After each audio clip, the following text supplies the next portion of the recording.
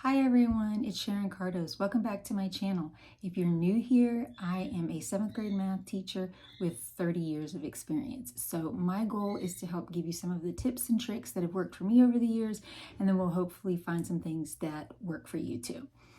So today we're going to be talking about classroom management, but in a roundabout way, because we're going to be talking about building relationships with students at the secondary level. Is this important? Is this something we need to worry about?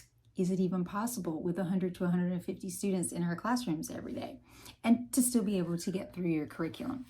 So the answer to those questions is yes, it is important, and yes, it is possible. So I'm going to give you 7 of my tips, but if you have any other great ways that you've learned, please feel free to drop those in the comments so that we can all benefit. And also, if anything I say in particular resonates with you, drop a comment down below. So number 1 tip, learn their names. So it seems kind of basic, right? But at the beginning of the year, when you get that 100 to 150 students, it seems overwhelming. How are you going to learn all of their names? But it's really important. It helps the students to feel seen if they walk into campus and someone knows their name and knows who they are. And even more important than just knowing their name is knowing how to say their name correctly, how to spell their name. And sometimes that can be difficult in today's day and age where there can be some unusual names out there, but I encourage you to try. And I work in a community that is in particular Hispanic, and I can tell you I have to work really hard sometimes to pronounce their names correctly. But I always tell them at the beginning of the year, please correct me now, because if you don't, I'm going to learn it wrong and I'm going to say it wrong all year long. And we kind of make a little bit of a game of it. So you can use seating charts. That always helps me at the beginning of the year. You can make flashcards with your students' pictures and their names. That always works well for me. Quiz yourself at the door. So while you're standing at the door every day and they're filing in, quiz yourself. Can you remember their names? Start with one period, move on to the next period. Sometimes at the beginning of the year when they're doing independent work, I'm walking around and I'm looking at them and I'm trying to remember their names. And I tell them what I'm doing and they think it's kind of funny. And they always kind of smile when I do get their name correct. And sometimes I have to say, I don't know it, tell me. And so they always find it funny at the beginning of the year. But if you practice it, it really doesn't take very long. And so why is this important? So one year I observed a teacher who really did not know his students' names. We're in the middle of the year and he's still calling his students sir and young lady. And I can tell you the discipline in that classroom was not good and the classroom management was not good because he had no relationship with those students. He didn't even know their names. So number 1, learn their names. Learn how to pronounce their names, learn how to spell their names. All right, tip number 2, greet them at the door. We touched on this just a minute ago. But in between classes, like in a secondary level, you're trying to run around, you're trying to prep for the next class. You got to like erase stuff that you wrote and you've got to reset your classroom basically. But I encourage you not to give up this precious time that you have greeting them at the door every day. You don't have to do a fancy handshake or anything like that, but just saying hello to your students as they walk through the door. This is an important place for you to build relationships with them. And you might be the first person to speak to that student. If they got up in the morning and their parents were off to work already and they had to get themselves off to school, you may be the first adult that actually says anything to them that day. So make it be something positive and just let them know that you see them and that you're there. Number 3. So number 1 was learn their names. Number 2 was greet them at the door. Number 3, comment or compliment. So I like to give compliments to my students. As adults, we all like to get compliments. And so I try to give a lot of compliments to my students, especially because I teach middle school and they're at that age where their self-confidence can be kind of low sometimes. So this can be one of those like nuance type things because I might say something like, wow, I love what you did with your hair today. But you don't want to come off kind of like skeevy or smarmy, especially if you're a guy. So I know sometimes the male teachers have difficulty with this one, but there are ways for you to compliment a young girl and that she will be very like happy about it and not think, oh, wow, he's weird. So definitely give your students some compliments. Or if you're uncomfortable with a compliment, give them a comment. Oh, you like Marvel movies because, you notice they're wearing a Marvel t-shirt. Did you see the new Guardians of the Galaxy movie? Comment on something about them. Let them know that they've been seen. Hey, did you get new shoes? Even as an adult, as I walk into a staff meeting, if my administrator says something to me and greets me and makes me feel like they saw me today, then that kind of makes me happy.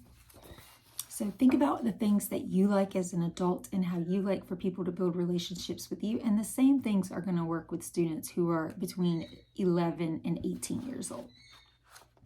All right, so number 1 was learn their names. Number 2 was greet them at the door. Number 3 was comment or compliment.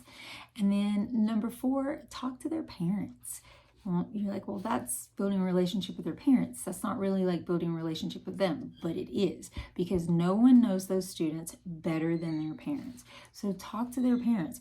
You don't have to do it for all 100 to 150 students, but give them a phone call. If you're having trouble with building a relationship with a particular student, or one of your students is struggling in a particular way, call the parent and say to them, you know them better than I do. What works with your child? Okay, they can give you expert advice. They are experts on their children.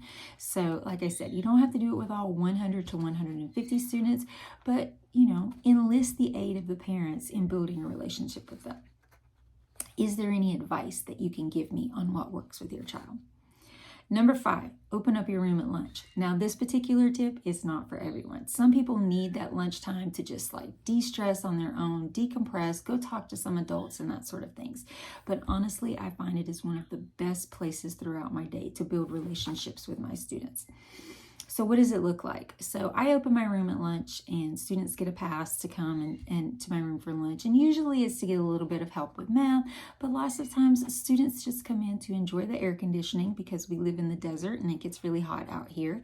Or they just want to sit a quiet place to talk with their friends. Or let's face it, in middle school, the lunch area can be a place where a lot of bullying takes place and they want a safe place to go to.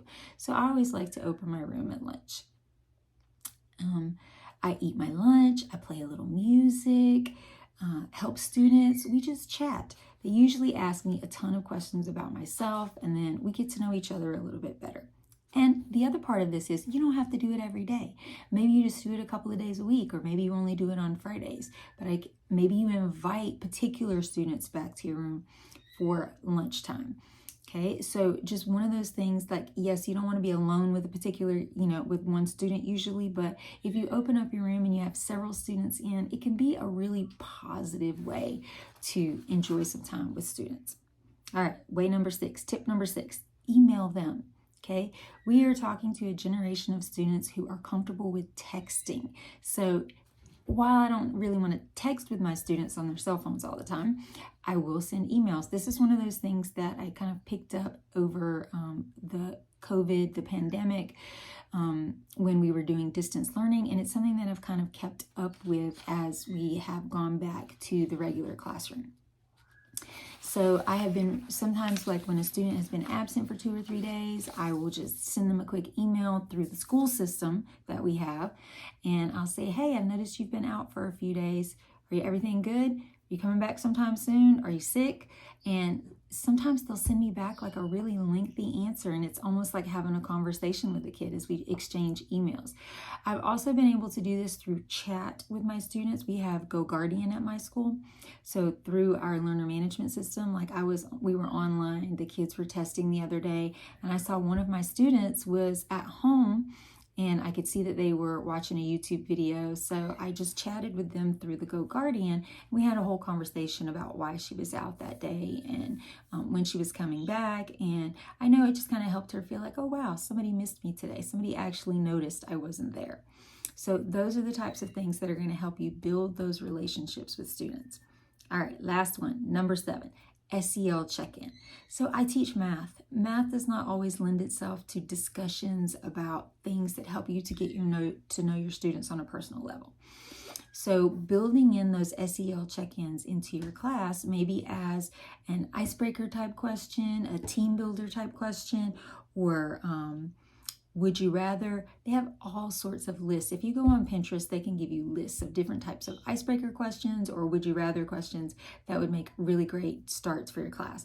Or just doing like a little Padlet or something like that where students can, anonymously let you know how they're doing that day and just kind of check in a little bit.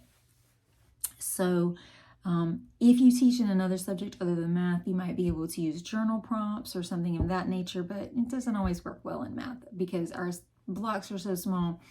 It's got to be something that we get in and get out quick because we have a lot of math to learn for the day. So just a way for you to find out the temperature of the room, so to speak. So 7 tips.